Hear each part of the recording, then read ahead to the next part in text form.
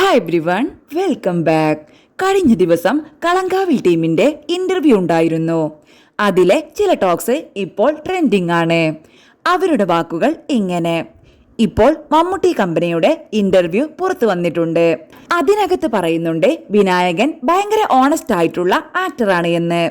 അതുകൊണ്ടാണ് അദ്ദേഹം ഇപ്പോഴും മലയാളം സിനിമയിൽ തുടരുന്നത്. മമ്മൂട്ടി എന്ന ആക്ടർ വിനായകൻ സത്യസന്ധനാണ് എന്ന് അഭിനന്ദിക്കുമ്പോൾ വിനായകനെ അത് കേൾക്കുമ്പോൾ എന്താണ് തോന്നുന്നത്? എനിക്കൊന്നും തോന്നുന്നില്ല. കാരണം ഞാൻ പുള്ളിയോട് അത്രയും കണക്റ്റഡ് ആണ്. എന്ന് വെച്ച് സംസാരിക്കാറൊന്നുമില്ല. ഞാൻ പുള്ളിയുടെ അടുത്തു പോലും പോകാറില്ല. അതെനിക്ക് ഇഷ്ടവുമല്ല. എന്ന് വെച്ചാൽ എനിക്ക് പറ്റില്ല അത്രയ്ക്കും അങ്ങട് കൂട്ടാവാൻ. അതെന്റെ ഒരു കഴിവുകേടാണ്. പലപ്പോഴും ശ്രമിക്കാറുണ്ട് സംസാരിക്കാനൊക്കെ, മമ്മൂക്കയുടെ അടുത്ത് പോയി ഇരിക്കണമെന്നൊക്കെ.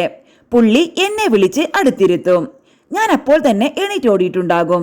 അത് ബഹുമാനം കൊണ്ടാണ് കേട്ടോ, അല്ലാതെ പറ്റില്ല എനിക്ക്. തിരിച്ച് ആങ്കറിനോട് മമ്മൂക്കയുടെ കൂടെ ഇരിക്കാൻ ധൈര്യമുണ്ടോ എന്ന് ചോദിക്കുന്നുണ്ട്. ഞങ്ങൾക്ക് അവസരങ്ങളില്ലല്ലോ എന്ന് അവർ പറയുന്നുണ്ട്. അത് ഞാൻ ശരിയാക്കി തരാം എന്ന് വിനായകനോ. നമുക്ക് ആർക്കും എന്നെ പോലെയുള്ളവരാണ് അദ്ദേഹത്തിന്റെ കൂടെ ഇരിപ്പുറക്കില്ല. വിനായകൻ എന്ന നടനെ ഓർക്കുമ്പോൾ ആദ്യം ഉള്ളിലേക്ക് വരുന്ന ഇമേജ് ഭയങ്കര എനർജിയാണ്. അങ്ങേയറ്റം എക്സെൻട്രിക്കായ നിസ്സഹായാവസ്ഥ, എക്സെൻട്രിക്കായ ഡാൻസ് പെർഫോമൻസ് എന്ന രീതിയിലാണ്. പക്ഷേ കളങ്കാവിലേക്ക് വന്ന് മുൻപ് ചെയ്തിട്ടില്ലാത്ത വിധത്തിലുള്ള കയ്യും കാലും കെട്ടിയിട്ടാണ് ജിതിൻ അഭിനയിപ്പിച്ചത് എന്നാണ് പറഞ്ഞത്. നിയന്ത്രിച്ചിട്ടുള്ള അഭിനയം, അതിന്റെ പാഠം ശരിക്കും കലങ്കാവലിനാണോ എന്ന ചോദ്യത്തിന് വിനായകൻ പറയുന്നുണ്ട്, പഠിക്കുന്നില്ല, ചെയ്തത് അതിനാണ്. ജിതിന് ആവശ്യമുള്ളതുപോലെ എന്നെ അവർ സെറ്റ് ചെയ്തെടുത്തു എന്നുള്ളൂ. ശരിക്കും എനിക്ക് അനങ്ങാതെ ഇരുന്ന് അഭിനയിക്കുമ്പോൾ ഡയറക്ടർ ഉണ്ടെങ്കിലാണ് അത് ഓപ്പറേറ്റ് ചെയ്യാൻ പറ്റുള്ളൂ.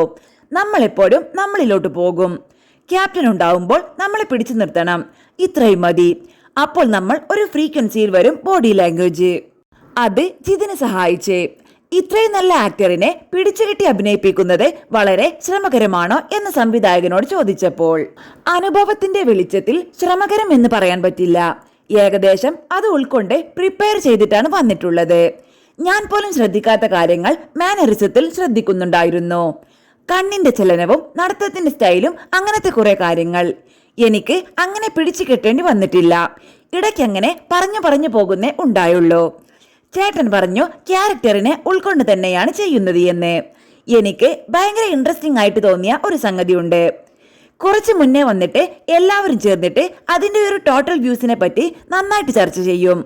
കുറച്ചുകൂടി സീനിന്റെ ഡൈനാമിക് ബെറ്റർ ആയിട്ട് ഡിസൈൻ ചെയ്യാൻ പറ്റുമായിരുന്നു. ആ ഒരു കൊടുക്കൽ വാങ്ങൽ പ്രക്രിയ എനിക്കും ഒരു താല്പര്യമുള്ള സംഗതിയാണ്.